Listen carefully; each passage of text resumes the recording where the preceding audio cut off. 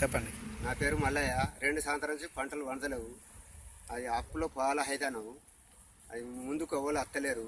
అందులో చెట్లు మొలుతాయి. అందరూ ముందుకు ఎవరు అత్తలేరు.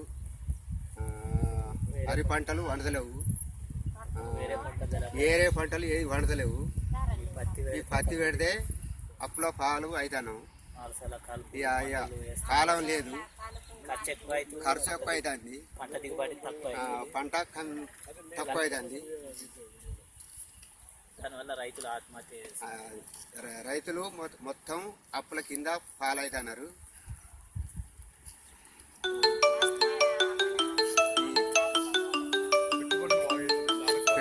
పెట్టుబడి పాలు ఎక్కువ అవుతుంది.